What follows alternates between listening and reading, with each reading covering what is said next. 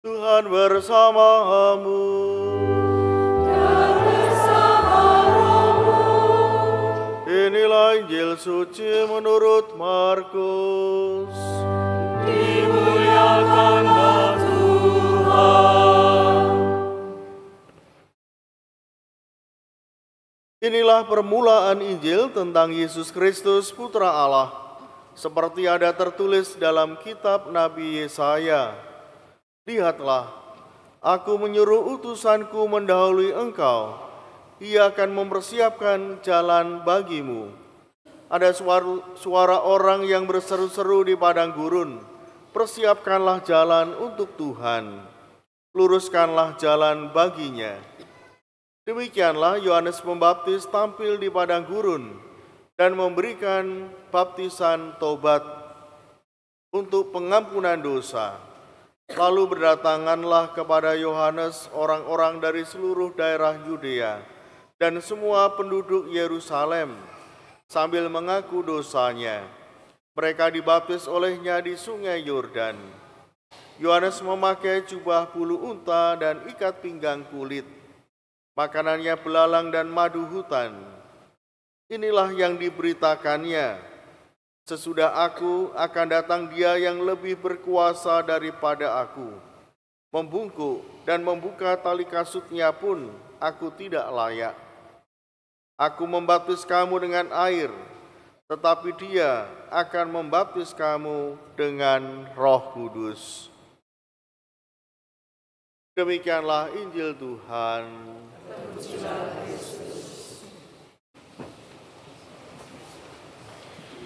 Ibu, bapak, saudara-saudari yang dikasihi Tuhan, hari ini kita masuki Minggu Advent yang kedua. Advent adalah masa penantian Adventus, kedatangan. Maka pada masa Advent ini, dalam masa penantian kita diajak untuk mempersiapkan diri. Bacaan-bacaan dalam gereja Katolik bukan bacaan yang berisi tentang kisah Natal atau cerita Natal, tetapi justru mengajak kita untuk mempersiapkan diri menyambut kedatangan Tuhan nanti yang kita rayakan pada hari Natal. Dan inilah tradisi gereja Katolik yang sudah dimulai berabad-abad. Dan tradisi ini memang dianggap baik.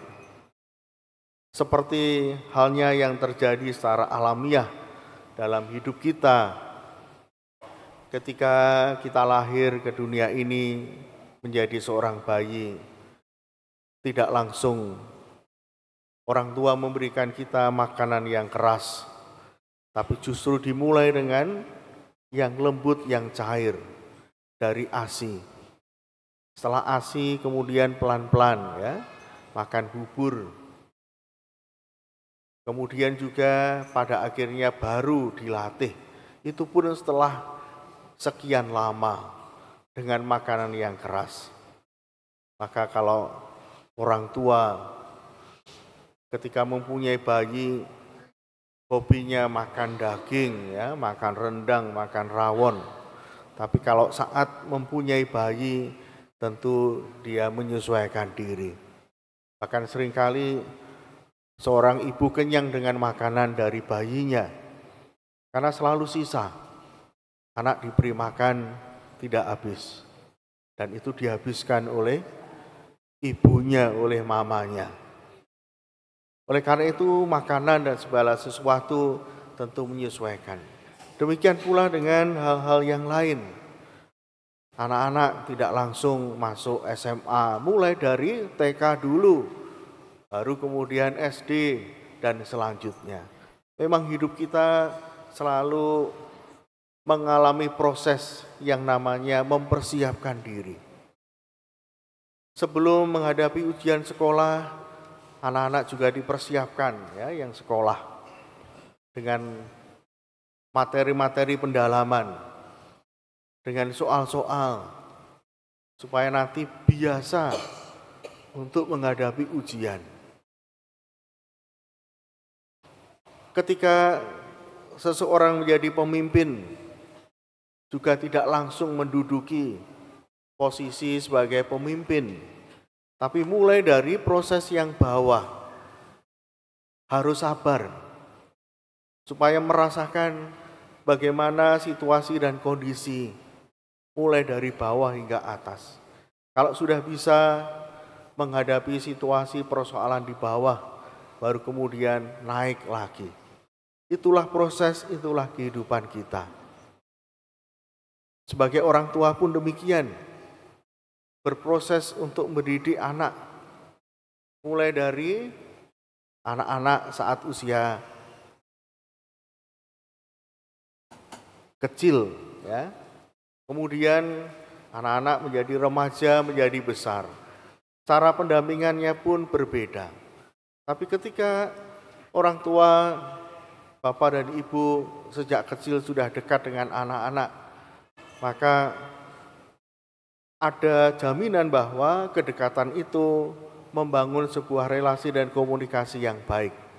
Sehingga ketika besar pun anak masih terjaga komunikasi relasinya. Meskipun kadang-kadang ketika besar, ketika dewasa, anak-anak sudah sibuk dengan urusannya sendiri. Tapi relasi yang dijaga sejak lama itu akan tetap ada. Nah, Bapak Ibu, saudara-saudari, dalam gereja Katolik juga demikian.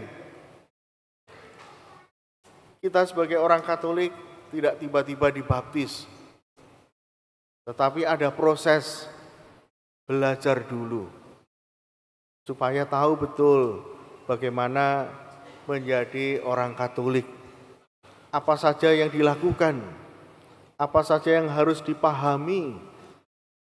Banyak ajaran iman, banyak juga tradisi, kegiatan yang harus diikuti. Maka proses katekumen itu bukan hanya proses belajar di kelas, tapi juga proses hidup berlingkungan. Maka para katekumen juga diajak untuk hadir di lingkungan, untuk berjumpa dengan saudara-saudari yang lain. Karena gereja ini adalah satu keluarga. Pada awalnya kita tidak saling mengenal. Pada awalnya mungkin tidak ada relasi komunikasi. Tapi begitu menjadi orang Katolik, kita akan mewujudkan bersama-sama hidup sebagai persekutuan keluarga. Dan itu mengandaikan Bapak Ibu saudara-saudara untuk proaktif, ya, melibatkan diri, hadir dalam setiap kegiatan, baik di lingkungan-lingkungan, di wilayah maupun di paroki. Sehingga tidak menjadi orang Katolik yang anonim, yang tidak dikenal di lingkungannya masing-masing. Hadirlah. Ketika Anda datang di sebuah paroki, tentu tidak serta-merta memberitahukan diri kehadirannya itu kepada romo paroki. Tapi justru yang pertama-tama itu kepada pengurus lingkungan, kepada ketua lingkungan. Hadir, mengatakan bahwa atau memberitahukan bahwa menjadi anggota lingkungan tersebut, tinggal di wilayah lingkungan tersebut, dan bersedia untuk hadir dalam kegiatan di lingkungan. Memang ada pandangan kegiatan di lingkungan ya hanya itu saja, ya, hanya orang-orang itu saja. Memang Bapak Ibu saudara-saudari, karena keterbatasan waktu, kegiatan di lingkungan memang tidak banyak. Tetapi saya yakin bahwa semakin lama kegiatan di lingkungan itu kegiatan yang mempersatukan, kegiatan yang membangun persaudaraan. Anda semakin dekat dengan yang lain, juga terbantu untuk melaksanakan atau merayakan sakramen-sakramen, khususnya yang diterima di rumah. Ada keluarga yang sakit, harus dikirim komuni. Ada keluarga yang sakit, harus menerima perminyakan. Ada ungkapan syukur keluarga, misalnya perayaan ulang tahun atau perayaan perkawinan, ulang tahun perkawinan, ulang tahun kelahiran, atau ucapan syukur karena berkat-berkat yang diterima, dan di rumah dilaksanakan perayaan Ekaristi. Tentu tidak bisa semua disiapkan sendiri. Keluarga akan dibantu oleh pengurus lingkungan untuk mempersiapkan entah peralatan misalnya, hiasan di rumah, ya, dekorasi bunga, dan segala sesuatu. Dan biasanya itu dilakukan bersama-sama. Kelihatannya sangat sederhana, namun ini menunjukkan adanya kebersamaan, adanya saling mendukung satu sama lain, baik tuan rumah maupun pengurus. Jadi pengurus itu bukan penguasa Bapak Ibu, jadi jangan takut, tapi pengurus lingkungan adalah orang yang akan melayani Bapak Ibu, membantu keperluan Bapak Ibu sekalian. Misalnya dalam ibadat di keluarga, ada misa di rumah Bapak Ibu,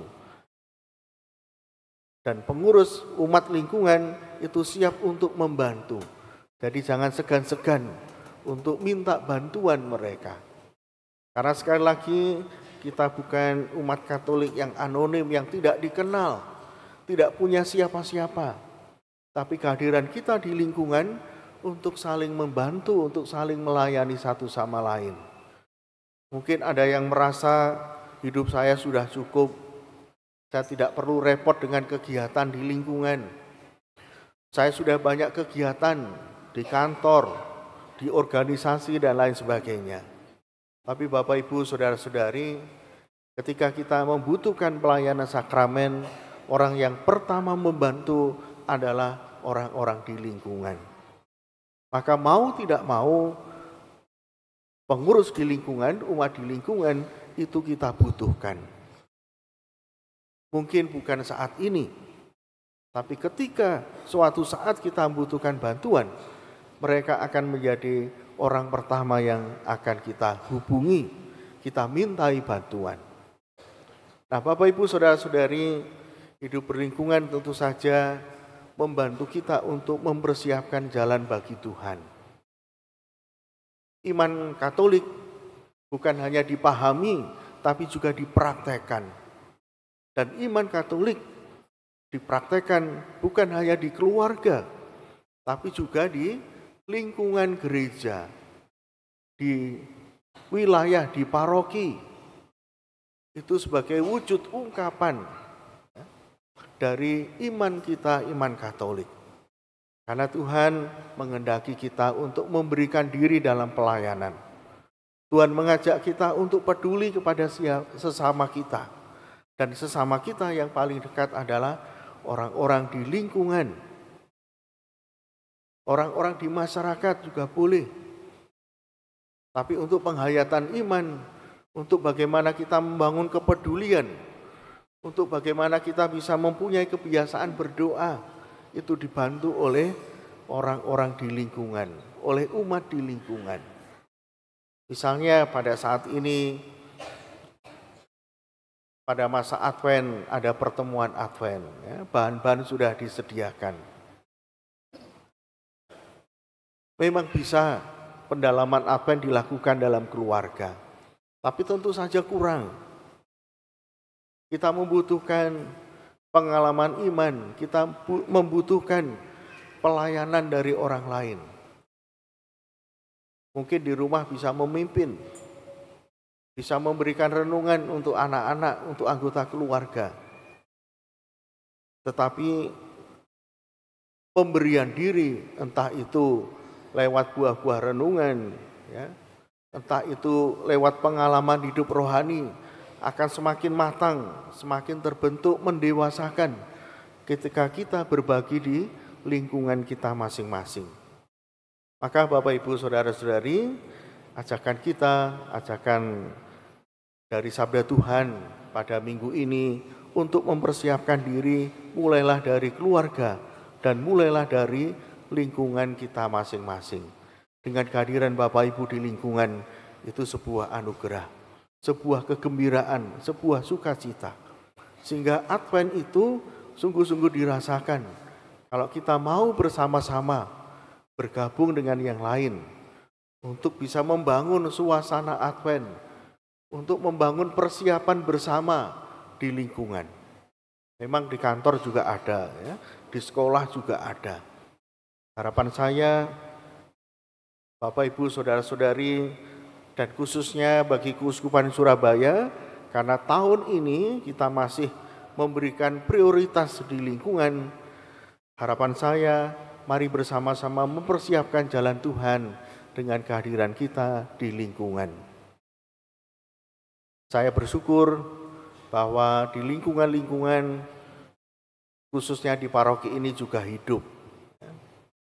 Setiap hari ada postingan bagaimana umat berkumpul bersama, entah berdoa, ya, juga berkumpul untuk mendalami tema-tema Advent yang sudah disiapkan. Maka tidak berpanjang lebar atau tidak berandai-andai tentang persiapan yang istimewa, persiapan yang luar biasa. Mulailah persiapan diri kita dengan hal-hal yang kelihatannya sederhana tetapi berdampak bagi kehidupan kita. Dan minggu depan itu mulai dengan pengakuan dosa. Jadi pengakuan dosa pun juga disebutkan dalam bacaan Injil ini. Yohanes Pembaptis tampil di padang gurun dan memberitakan baptisan tobat untuk pengampunan dosa. Jadi zaman dulu pun sudah dimulai dengan pengakuan dosa, meskipun itu bentuknya masih sederhana. Mari Bapak, Ibu, Saudara-saudari, kita melengkapi pertobatan kita dengan hadir bersama-sama di lingkungan, bersama-sama bersekutu dengan saudara-saudari kita yang lain, dan tidak lupa puncaknya adalah pengampunan dosa. Pertobatan, sakramen tobat bisa diterima mulai minggu depan. Berkat Tuhan menyertai kita. Amin.